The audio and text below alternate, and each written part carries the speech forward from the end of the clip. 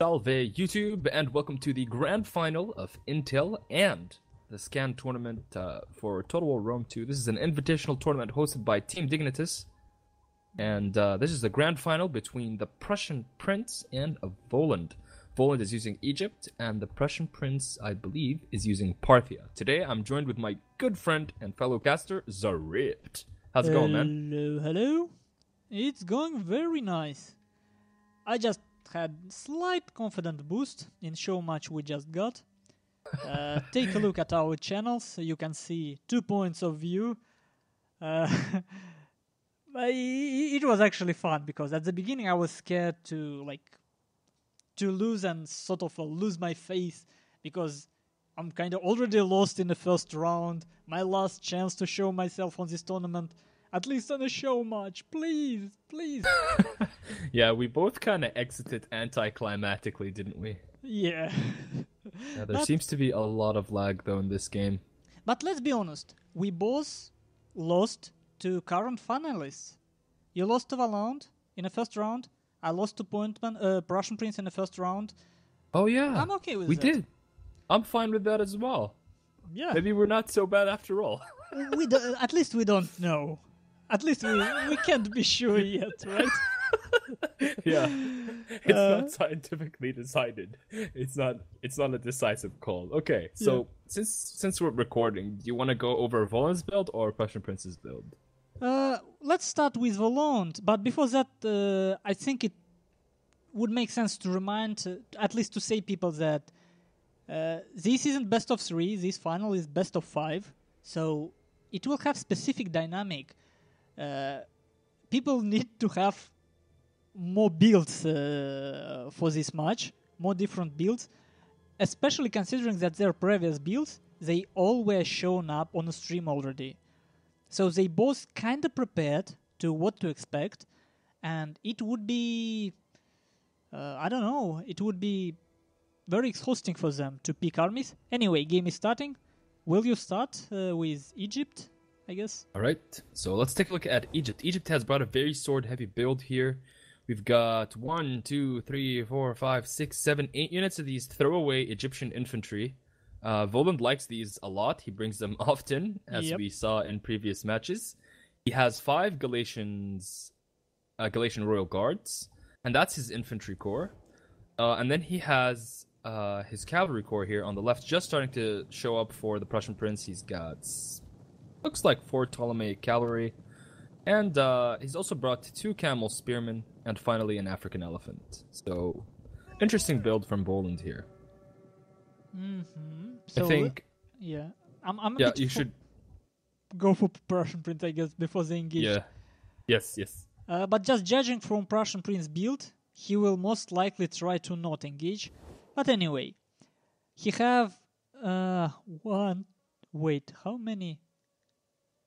1, 2, 3, 4, 5, 6, 7, 8 Eastern Slingers. Oh my... And look what he's doing. Very smart thing. Up. When cavalry infantry not close, his cavalry going for it. He's going to win cavalry fight instantaneously.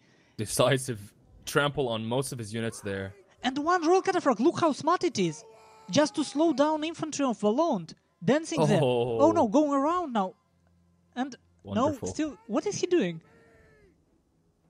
He's trying to get a rear charge on the main cav group here. There you go. Yeah. See? Here he comes. He's gonna slam into those. Those Ptolemaic cav had a bad day. Oh, but his slingers, will he manage to get them out in time? This is nice. Look, instantly, Prussian Prince seen an opportunity, went for it, and look how bad it already looks for Volound. Yeah, it looks really bad terrible. Here. He can't, all Prussian Prince has to do now is just stay in the cav fight until they turn white. Now he needs to pull out. Yeah, then kite and charge. Yep. Kite and charge. Kite and charge, exactly.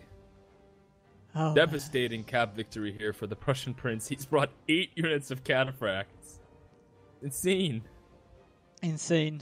And the whole cavalry contingent of Volound mass routed. I think he should have agreed on max 6 of the same rule. He should have. He didn't agree? I don't know, but apparently they didn't use the rule. And, I mean, Prussian Prince, I guess, completely okay with such a rule. But let's see. Interesting thing about it. You see how this medium waist Egyptian infantry is quite good at catching up to slingers because slingers exhausted. They used It's because precision it's because shot. he used precision shot. I don't know why people are using a lot of the abilities for their archers, but looks like these archers are gonna get caught by this light infantry here. Slingers, I guess yeah. it counts as medium infantry, the slingers, yeah. In And fact, this is one thing I've noticed in patch 4. Like when slingers are exhausted, they can't kite. They just simply can't. yep. They can't run away anymore.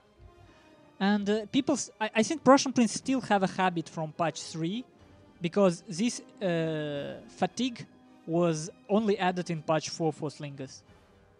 But now Volound have another problem. Look how far he spread. PrussianPrince can charge. And thin lines. Yeah. Like all this infantry on open, it most likely to die very soon. But One by one point to consider is that every single one of PrussianPrince's units on the battlefield now are exhausted. Yes. Like all his units are extremely tired, and there's still a lot of Galatians left. It was smart, I think, from Volound to send the front line of Egyptian infantry there. I think he brought a lot of infantry because how's Parthia gonna deal with that build? Like, how is it gonna kill them if it doesn't get the calf charges?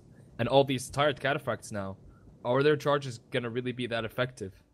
Yeah, so on a long run, this precision shot can be very expensive for PrussianPrince.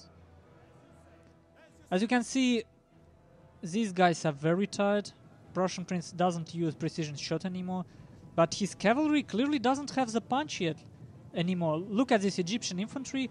Actually, well, still routed almost instantly, but it leaves. But against the Galatians, they won't.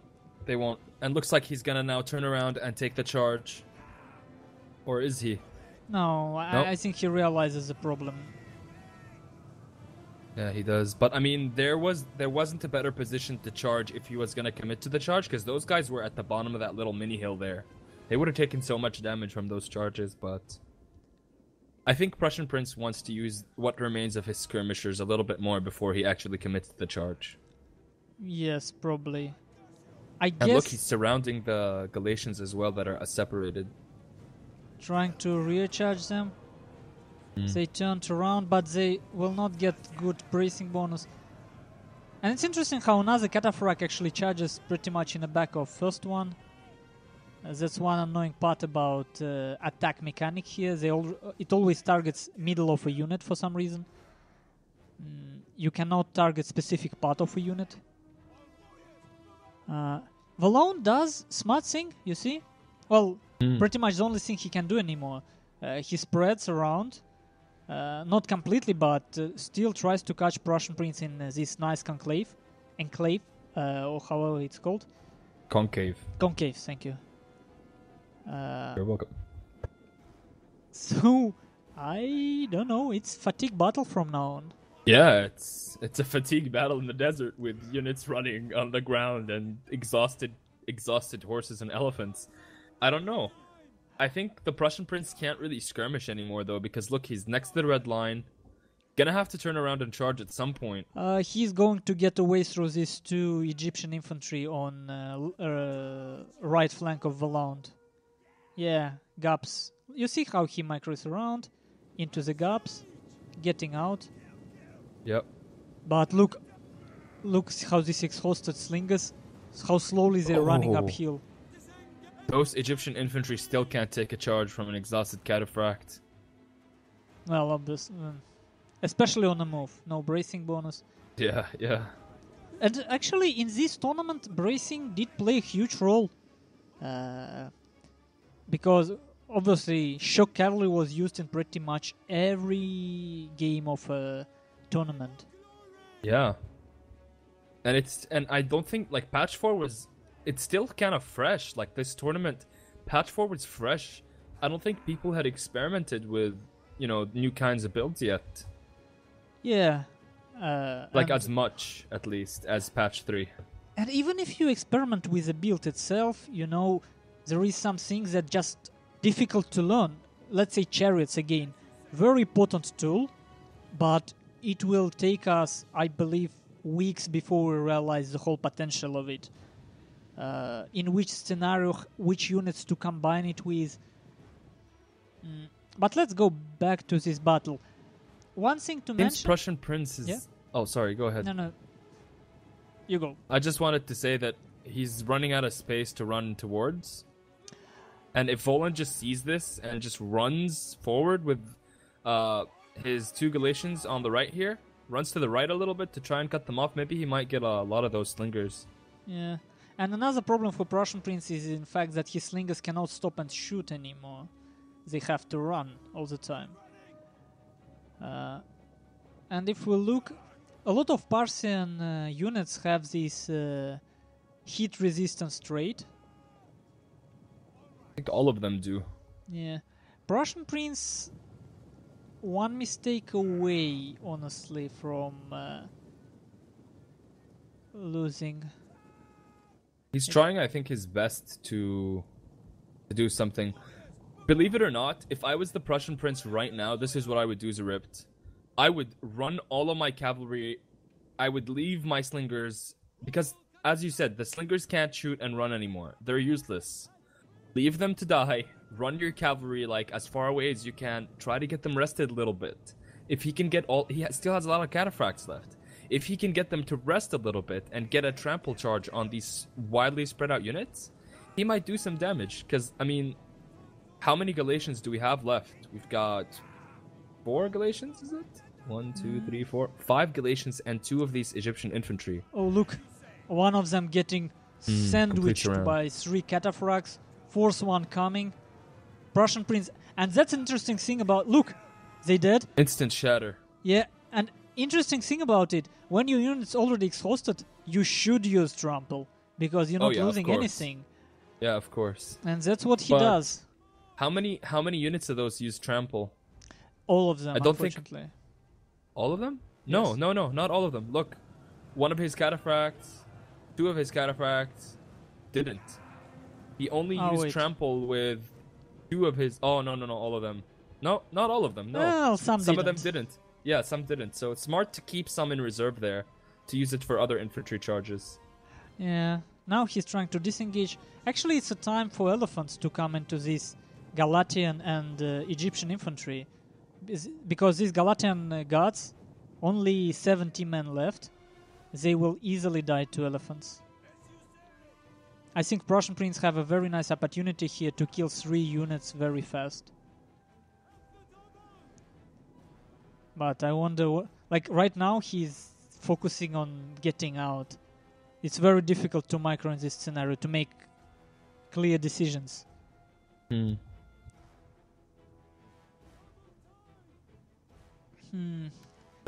I'm afraid on the next game we will have to drop out. Yeah, we'll have to drop. So that game doesn't lag so much. This is terrifying. Yeah. I agree. At least we'll get to see the end of this one. Yep. Right, let's see how the Prussian Prince handles this one. Oh, look at the far corner. It looks like the Prussian Prince forgot one of his royal cataphracts. And it got charged by a Galatian royal guard. I don't know what that Galatian was doing on the far end there. Alright, so Diplex left. I think they want us to leave now. No, is it now? I don't know. Well, here comes the charge now. He's got a lot of these guys separated. Maybe he'll try to use some of the morale shot, the morale penalty. Yeah, see? The morale from... He's gonna try to get a chain route going, maybe. Oh, yeah. And he got it. Those 3 infantry units are now gone. Yeah. Playing this quite well. Yeah, but it's an important decision to make. I think we should drop out now to see if game gets faster or not, because screwing up with finals isn't really a good thing to do. So thank you guys for watching. I can predict outcome of this game already. I will tell you that Prussian Prince did win the first game. Yes, he did. I hope to see you soon.